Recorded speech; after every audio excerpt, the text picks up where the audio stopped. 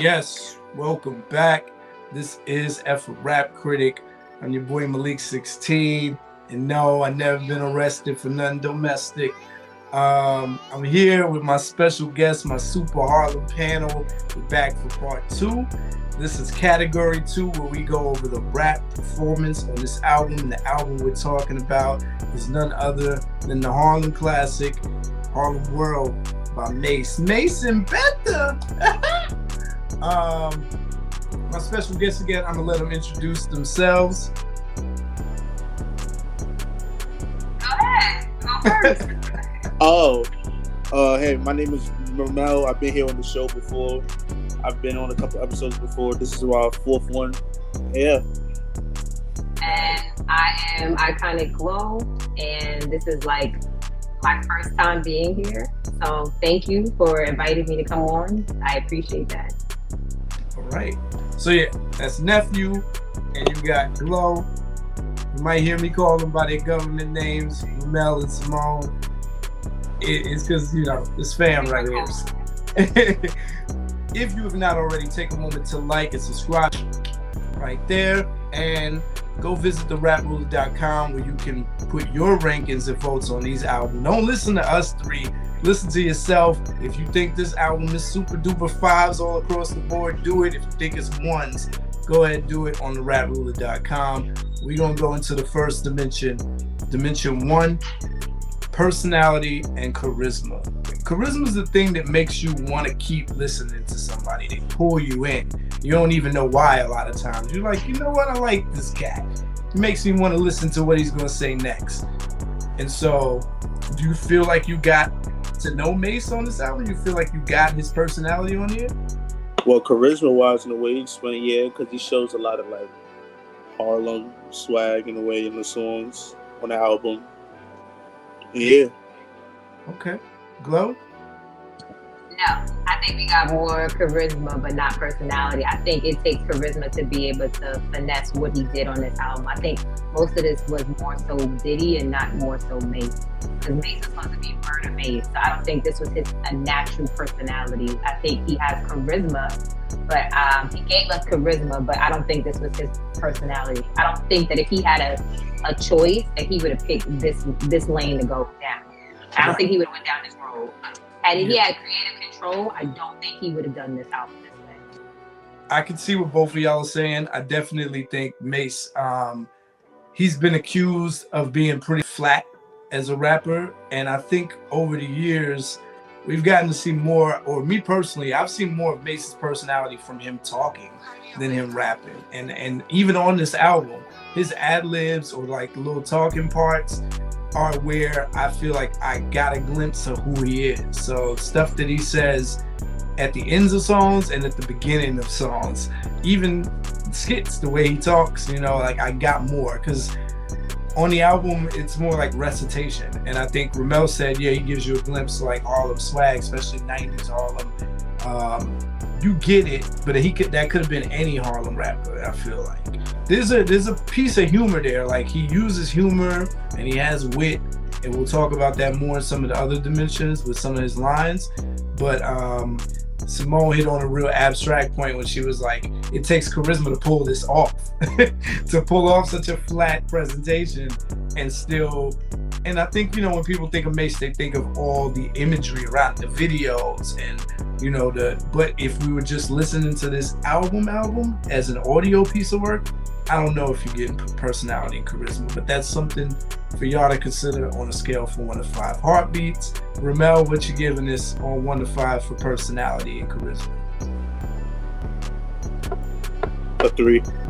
A 3? Okay. Glow? I'm in line with the 3. Okay. That takes us to Dimension 2, where we talk about the suspension of disbelief or the believability.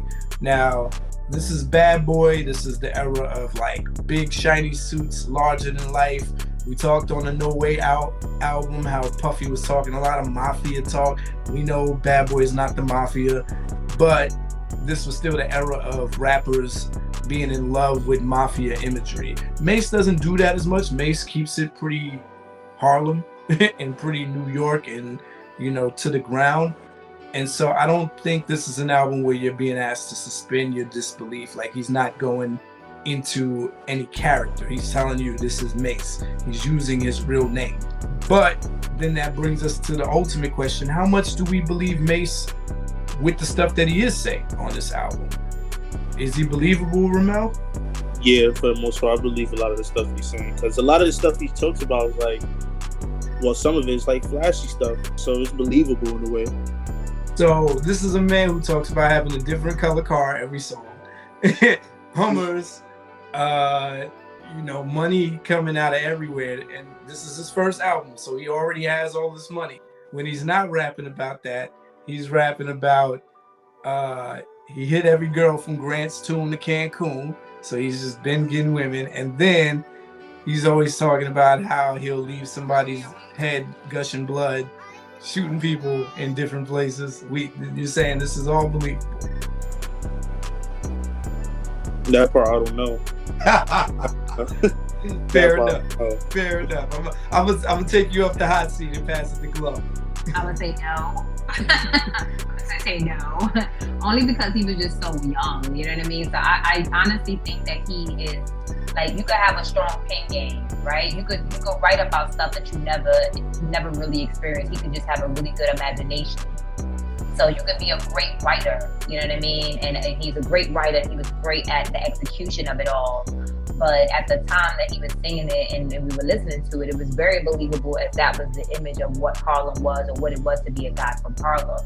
Looking back at it now, it seems like Mase has always been trying to figure out who he was in general. So, I mean, that's just my take on it. Yeah, you brought up a beautiful point about the age, right? It's not uncommon, even today, if I ask the average dude, Mase's age bracket, teenage to like 25, anybody who's ever been in the studio with rappers, if anybody starts writing their rhymes in the studio, even when like you hang out in the studio and the dudes that don't even rap want to write raps, the first thing they go to is like materialistic, braggadocious stuff. Now you add the fact that this is Harlem in the 90s, that's what every rapper I knew around Harlem would go to. They're penning, and I got this with the 6 and the like, it's just Mase is definitely cars, girls, jewels. Every now and then he'll drop a clothing name brand. He was talking about Iceberg when Iceberg just started popping. So it's very typical. As a grown-up with adult ears, you realize, bro, I know you were writing some raps for Puffy on the last album, but you ain't this rich yet. Right. This is your debut. Like, you ain't got a gold 8 and a blue whip and a buggy eye and all these Hummers. Like, but that's also very Harlem. It's very Harlem.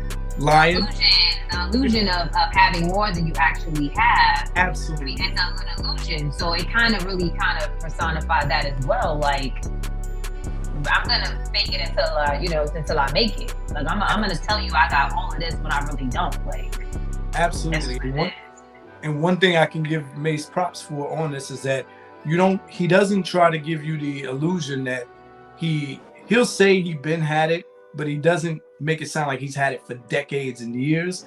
He'll say, the money's only getting better, but he doesn't claim at any point to have been like this kingpin drug dealer or anything. Like, he mentions one line about selling drugs. He was like, 4 years ago I was on the block pumping rocks.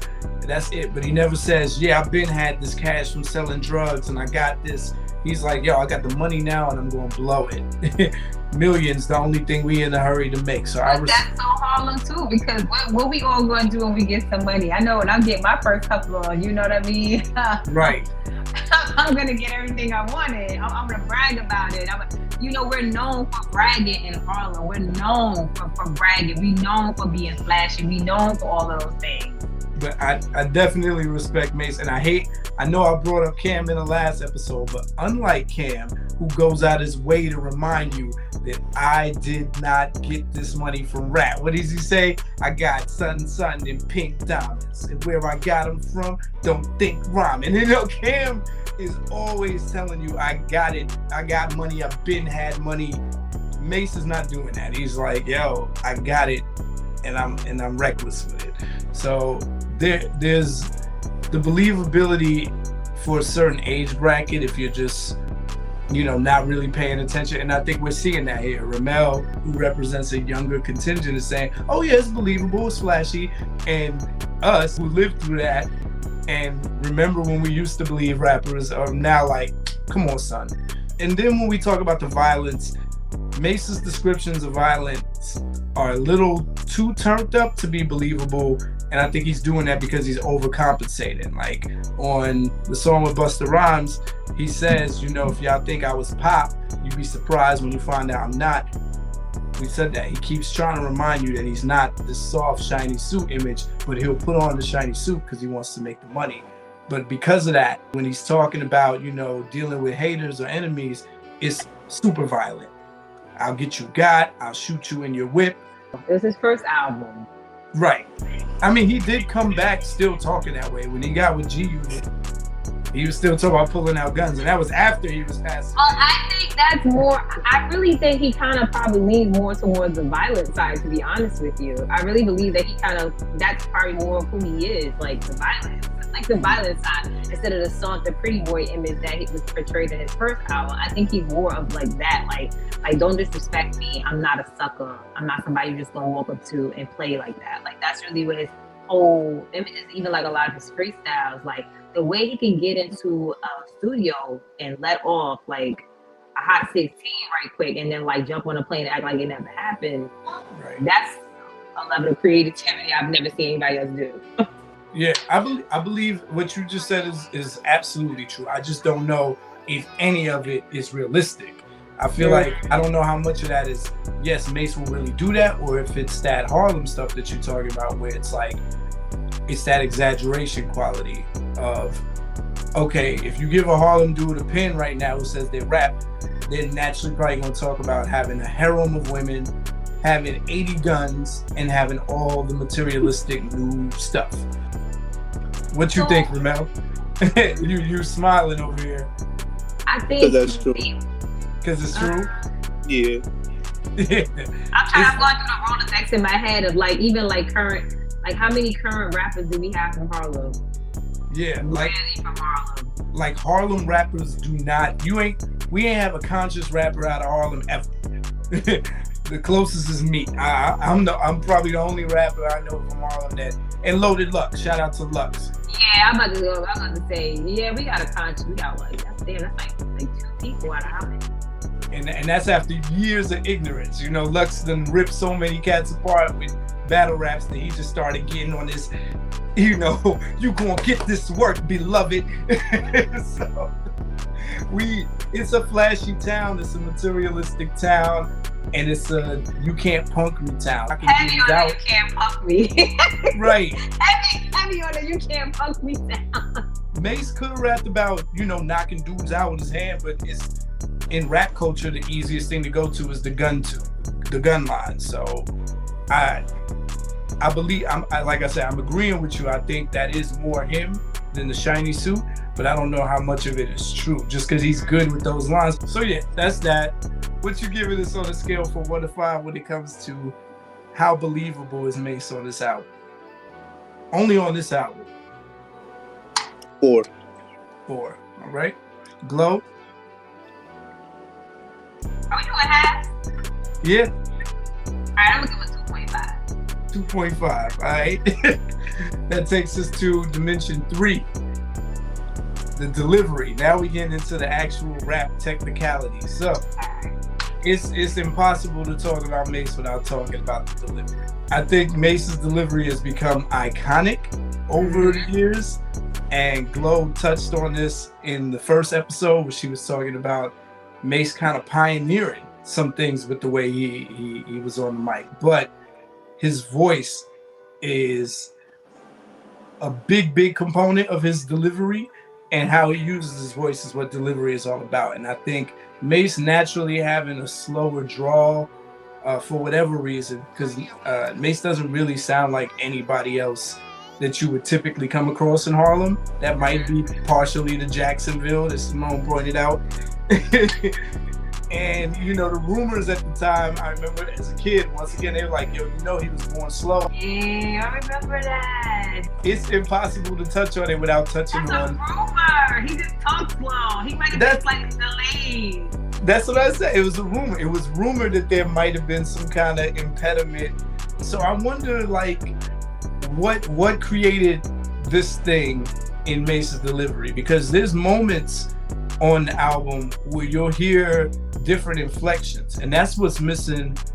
I think when we were talking about personality on the mixtapes, I noticed that he projected more. And I talked in the first episode about how people were like, nah, he's nice, listen to the mixtapes, because I think Mase was going in a little harder on those beats. And so you'll hear it on songs like Do You Want to Hurt Mase, and even Feel So Good. When he raps faster, you can't understand We Be, Why Kiki, like you hear his voice is just different. So are you saying he's doing it on purpose? I'm saying it sounds like Mase has a default, and I don't know if that's Diddy's influence, or if Mase just felt the tracks differently at different points, or if he was just being lazy.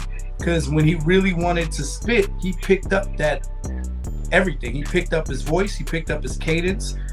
All that slowness wasn't emphasized. So like you listen to a song like Tell Me What You Want, and he's coming on like, hey mama, it's again cause shout out in the thunder. But if you listen to those other tracks, it's fluid.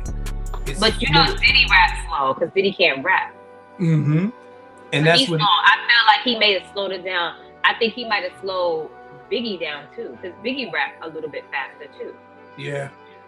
So when you kind of think about it, I think he slowed the momentum because I think he wanted everything like sexy R&B, right? Like he wanted like a rap R&B, like before the whole like Mase made a way for dudes like Drake. Like you need to come in and slowly rap and sing on a song like that, and we really categorize it as hip hop or right. Rap. Like you're a rapper instead of being like an artist. Like you're giving us an R&B vibe. So you think it's Diddy's influence? I think, yeah, heavily. It depends, because there's moments where he controls the slowness too. And he's like, so looking at me, he raps slow, but it's very controlled because I guess there's like a melody to it. And same thing with I Need to Be. He's kind of doing like a sing-song melody throughout that whole song. How many of you ever heard about? That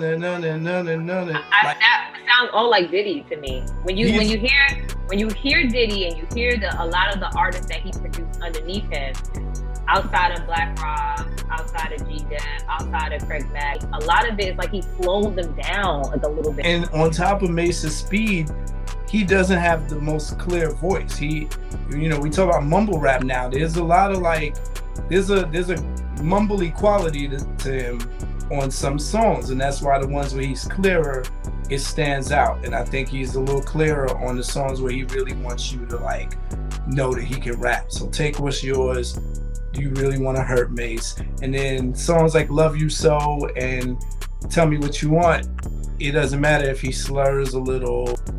You know can I say something? Go ahead. So going back to the Harlem song, let's say we knew nothing about Mase. We didn't know who he was, where he was from. If you were to listen to this album, and from that standpoint, would you hear like the New York in him? Like, oh, he sound like he's from New York. The album's called Harlem World. Well, yeah, you're right about that. Yeah. If you were listening to a single. No, when Ramel was asking, he's like, just off listening to saying. Like, I know what he was saying. Like, if just off listening to him, could I tell that he was from New York? Yeah, you hear that. Mase's accent is very different. So I wouldn't know where he was from, honestly. It's a merger. Like, it sounds like it's from the north, but you couldn't determine where he was from actually. Okay. Just based off listening to him. The tone too, like Mase, like rapping style is kind of boring. I feel like after what you said, he kind of does it on purpose in a way. I guess because he wants that to be his style. Yeah, I've heard him project a lot more. There's a freestyle he did on Funk Master Flex's album that same year where he's like, And yo, I can't see less than the GS, the ESBS, or even his verse on DMX's debut album. And I was like, that's Mase the first time I heard it, because he just didn't project as much. Everything was slowed down, even down to like the slurred voice. But that's something to consider on a scale from 1 to 5 heartbeats. What you giving this on a 1 to 5, Ramel, for the delivery? 4. 4. Glow. 3, because I don't think it's his. All right, dimension 4, the flow. Flow is different than delivery. Flow is how he's like putting these syllables together and how he's riding the beat. Mase has flow. I think the delivery might cloud some of that because you get so caught up in how simplistic he sounds, but he has bar structures that switch up at least twice in each verse. Like if he's doing a 16 bar verse, he's not gonna keep the same flow unless he's trying to make a point. Like I need to be, like I said, it's playful and it's melodic, and he's trying to keep that same cadence purposely. But most songs, he's switching it up, you know. In the truck, stick a kid and what? This flow switch ups. You picked up anything on that, Ramel, about flow? The only time his flow changed was on I Need to Be. Every other song is the same pattern. Yeah, I guess it's not like he doesn't ripping this album to shreds. Lord have mercy. To shreds. Do you hear me? This album dropped and my whole life changed. To listen to it as a grown woman is like. That's exactly why. The whole face is like this.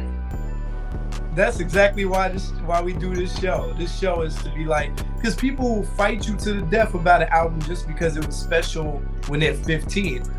You know, that's the whole reason we do this. But yeah, I mean, the flows are there. He doesn't do intricate flow patterns, so I think that's why I might give that impression, Ramel, that it's the same flow. But he does have switch ups. They're just not like, he ain't gonna be zigzaggy on the beats. He ain't gonna be like, yo, Mickey Mase, he's just not.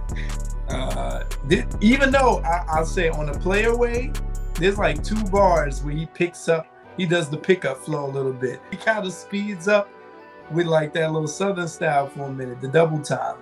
But I Need to Be is the most distinctly different. Feels So Good is the most switch ups of any song on this whole album. But he's very comfortable with what it become like his go-to pattern. What he did on 24 Hours to Live and Tell Me What You Want, that's his pattern. That's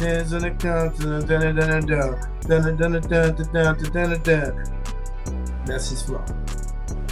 Flow? You got anything on flow? Right, so it's not giving you range throughout the whole album. It's just giving you like just a steady momentum going across. Right. So, scale from 1 to 5, what we giving flow? Ramel? I'm gonna give it. Oh, go ahead, Ramel. I'm gonna give it like a 2. Ooh, all right. Glow? I was up there with 3. Okay, fair enough. That takes us to dimension 5, wordplay and bar intent. Yeah, Mase does what a lot of the bad boy rappers were doing at the time, which is clever. Just like clever, flashy talk. It wasn't really like intricate wordplay, no deep, oh my gosh, how did they put words together? I think they lost a lot of that when Biggie passed. People really were impressed by like what Jadakiss does, and Mase was kind of from that same ilk, just not as commanding as Jadakiss is. And I think that's because even though Jadakiss is not the most personality-based rapper, he's charismatic as all get out. And that's because he adds just a little bit more, maybe like 1 or 2 notches above Mase with making you care about what he's saying, because there's more conviction and he puts a little bit more flair on this thing. So like the way he'll emphasize a word. Mase doesn't emphasize his words. He'll say something slick, but all of the words have the same inflection. So he said something like, Oh, what was that clever line? Oh, so it's not your pen, so it's not about your pen, so it's how you write with it. I feel like Jada would have said that line like, yeah, so it's not your pencil, it's how you write with it. and like, it would leave you with more to go off with, but Mase is saying it all monotone. And that's the word for that I meant to bring up in delivery. Mase is monotone. And so you lose a lot of some of the slick stuff that he's saying, but he's saying slick stuff all throughout. Is it mind-blowing? Not really. Like you said, you know, if you're not ready to see Mase pull up in a gold 8, then I suggest that you relocate. Cute stuff like that. Go ahead. And plus, most of his bars is like what you was talking about earlier. A lot of gun talk, gunplay, money, especially on the song with Busta Rhymes. That's really all you hear from him. Yeah. On Will They Die For You, I think he says something like, I'm gonna bring them heat with no AC. They're like, pretty, it's slick talk. It's not like the most clever, but you know that he has some wit to him. Like, it was going off back then. People really could resonate with it then. I guess now. But even back then, like his contemporaries, like Jay.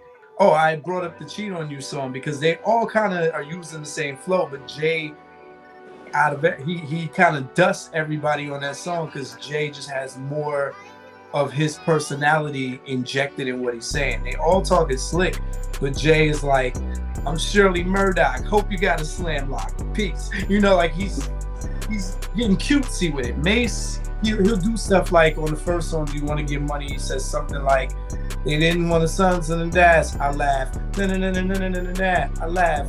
But he didn't like switch up how he says it. So I'm like, did you really laugh, Mase? Or you just saying you laugh? Because it's just flat across. This style, but the way he executed it stops you from catching a lot of the clever lines unless you're a Mase fan. He does have a very classic line where he says, I don't really rock with Dame, but I still cop Jigga.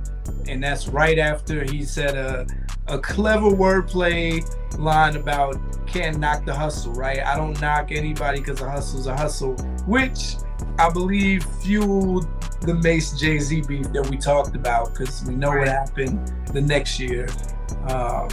So really that becomes a classic line that people will dissect in and going ooh and ah over. So it's in there. Play off words is on a medium level, and Mase has gotten better, way better over the years. Because you know, there was a song that came out recently with him, Cam, and Jadakiss, and people were like, Mase had the best verse. So like, when you keep working on your craft, you're only gonna get better when you came from being good. Mase would have to admit at this point himself that he's way better now than some of the stuff on this album, and hopefully Mase himself would, and Mase, if you listen, I love to have you on the show, bro.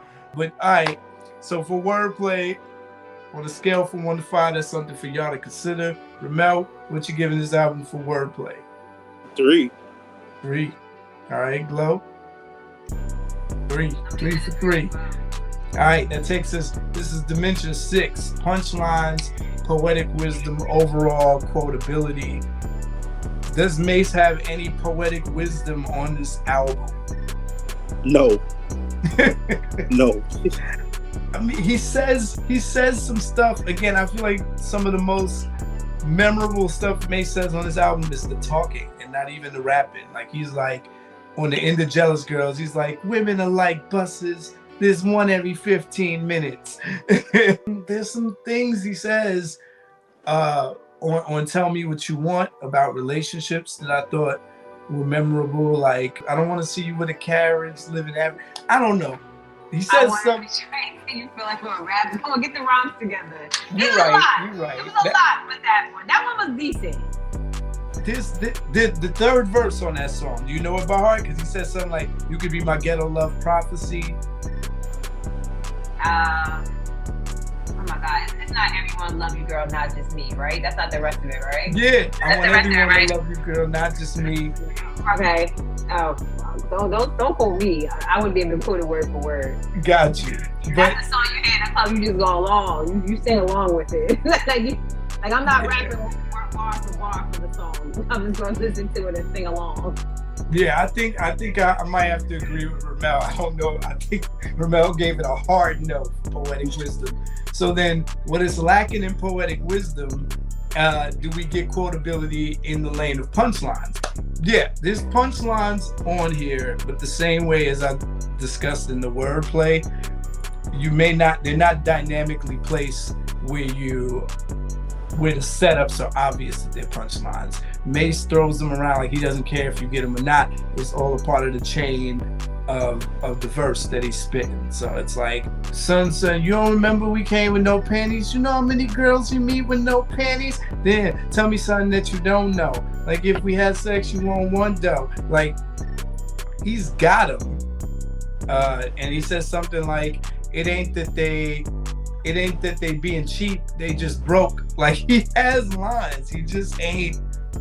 He's not delivering them the way a punchline rapper would, because he wasn't trying to be. He didn't care about that. It was the slick talk was really his lane. So they're there. You got to dig for them. You shouldn't have to dig for a punchline. You really shouldn't. But if you're not priding yourself on being a punchline rapper, then it's kind of in there. It's whatever. But then you have to look at the era in which this album was dropped. It was about music. It was about music sounds. Like, I don't think that he was really trying to do all of that back then, honestly. I think he was just trying to get the music out. And to that effect, and to the point that I made earlier about how Jadakiss is only like 2 notches away from Mase, I think you were right that Mase pioneered and probably made it easier for someone like Jadakiss to come slide in. Even though they were on the mixtape scene at the same place, we heard from Mase before we heard from Jadakiss, just because of like the 112 remix. And I think Jadakiss did it better. But if we look at their albums, right, we look at the Lox' debut album, which was more about punchlines than dance floor. Clearly, this formula worked more for sales, like you say, Moan, and the Lox' formula worked more for credibility. That's why they still are around. But I wonder if Mase could have did more to like balance the two worlds. So when we talk about the overall quotability, whether it's poetic or punchlines, Ramel, what you giving this 1 to 5? For punchlines? For quotability. Well, for quotability? Mm-hmm. 2. Glow. She's shaking her head. I feel the same way. So I'm gonna just say a 2 as well. Okay. That takes us to Dimension 7, the concepts. It's not a concept album. It's not an album where you're gonna find a bunch of concepts. I do think I Need to Be and 24 Hours to Live might be the closest you get to anything conceptual on this album. Ramel, what do you think?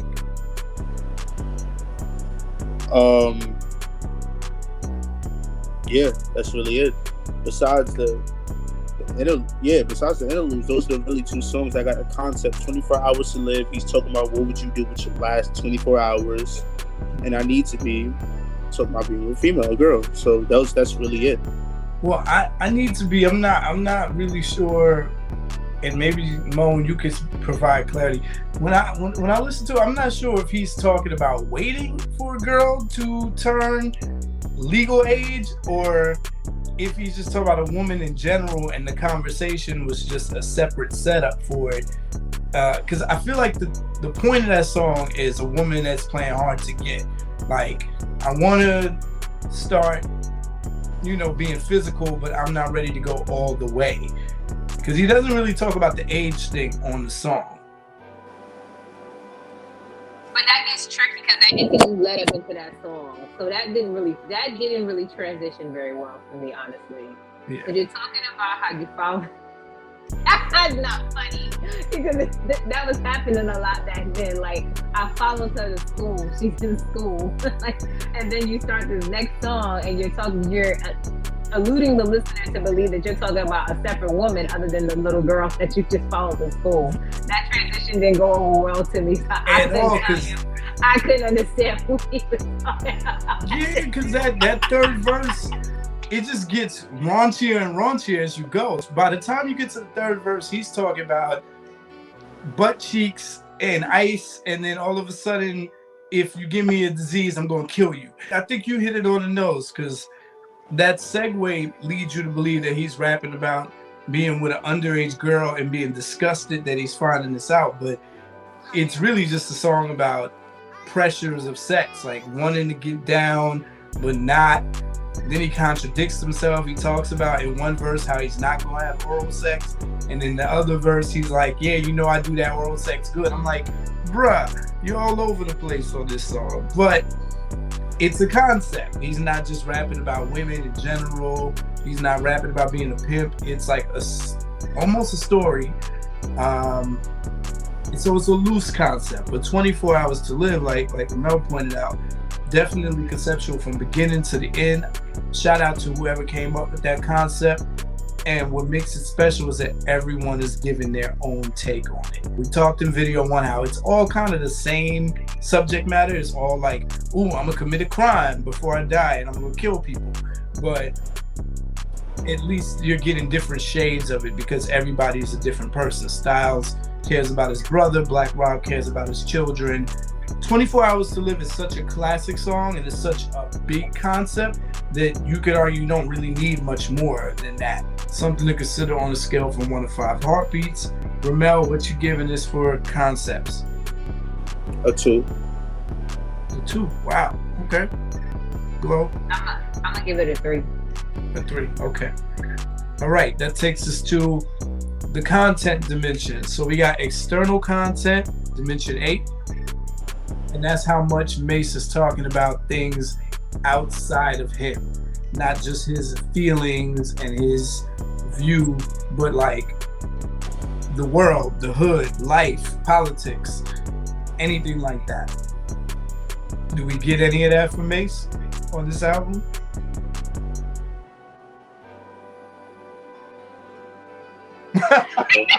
No. You could say Tell Me What You Want might be probably the closest we get to that, because he's talking more about the woman in his life than himself, even though it's in relation to himself. But that's about as far as Mase branches out. Mase is not talking about anything outside of materialism. There's no politics, there's no ills of the hood, no street stories, nothing. Y'all disagree? Y'all got any other observations? No, I agree. There's really nothing. So then dimension 9 is the internalized content. How much of Mase's life is he giving you? His feelings. I don't think we got much of it. I don't remember hearing a lot of it. Yeah. It was very surface level, very materialistic, very, you know what I mean? Again, flashy. He's a representation of a Harlem dude at the end of the day. Yeah. So if you talk to anybody from Harlem, any guy from Harlem, especially that block itself where he's from or where he's represented, they sound the same way as far as like, we're going to talk about what we have. We're going to talk about what you don't have. We're going to talk about why I'm better than you because I got this. Mm-hmm. We're going to talk about how many girls we messing around with because I'm that dude. We're going to talk about, you know what I mean? That's just what we're going to do. It's all about the flash. It's all about the image. It's all about the look. It's all about attracting the ladies, getting the money, and having the best jewelry. It's all about that. Yeah. You hit it on another. He's definitely a representation of Harlem, but not one. To that point, he doesn't even say his block. That's crazy. That's unheard of for a Harlem dude. Like, we don't know where Mase is from this album. He never says, 140, something. Like, he just does not. He doesn't even do avenues. He doesn't say Lenox. He doesn't say anything. So it's like he represents Harlem without giving you any inside perspective of Harlem. Like when you listen to Nas, you feel like you get taken to Queensbridge. Mase is not doing that, so you don't get any exposition from him. The closest you get where he's doing that comparative talk of how he was Murder Mase and it didn't get him nowhere and how people were closing doors on him, and now that he's with Diddy, everybody's on his jock. Like he'll say that on at least 3 songs. He's like, 6 years ago, I was Murder Mase, I was down, nobody was there when I was naked, but he's not telling you what that consisted of. But yeah, as far as external and internal content, I'm hearing that both of y'all pretty much are saying you're not getting a lot of that on this album. Right. So when it comes to content, keep in mind it's a 20-track album, 15 songs. You're getting 2 conceptual but no real exposition or social commentary. Something to consider on a scale from 1 to 5 heartbeats. Ramel, what are you giving this on a scale from 1 to 5 for content, external and internal? A 3. Okay. I'm aligned with a 3. Okay. All right, that takes us to the final dimension 10, storytelling. We got stories on this album. 1. Which one? Oh wait, no. 24 Hours to Live. That doesn't count as that's not a story. That's not a story. So no, we don't. No, this story. I think each rapper tells a story in their verses, even though they're short verses. They are saying what they'll do in the 24 hours. So those are stories. Oh, okay. So it does count as a story. Yeah, and I mentioned, I need to be. There's parts of it that sounds like a story because he's talking to this woman. We can't tell if it's the same woman every verse, but it's a continuous conversation about having sex or not having sex. So, I mean, it's a very loose story, and why you over there looking at me is kind of story-ish. There's a lot of story-ish, but not full stories. And this is the 90s. This is where a lot of people felt like if you're not telling a good story on the album, it's not a good album.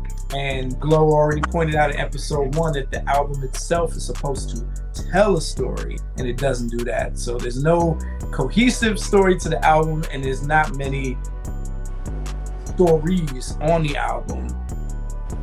Something to consider on a scale from 1 to 5 heartbeats. Ramel, what you giving this for storytelling? A 1. Cool. Glow. Damn, I'm gonna give it a 2. I'm gonna give it a 2 because it gave us some imagery, but it didn't give us a complete story. Wow. And that, my friends, concludes our Harlem panel review of the classic Like It or Not album. Y'all determine how classic this is. Harlem World by Mase and Betha, Murder Mase, Mase, Pastor Mase, whatever you want to call him. It's 25 years old now, and it's in the canon. Y'all can go rank it. Y'all can leave your comments below with all your rankings and ratings. Y'all can debate it. Go on the Rap Ruler, put that on. Simone, please tell them where they can find you when the time is right. I am on Instagram. I have a show called Go Live with Glow. You can find me at Iconic Glow on Instagram, or you can find me at www.iconicglow.com, which is the website. Right. Yeah. And so it's back to Nephew's Choice. We appreciate y'all time.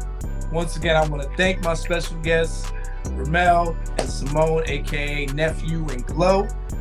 And until then, y'all know how it goes. F a rap critic. They talk about it while I live it. Word to meth.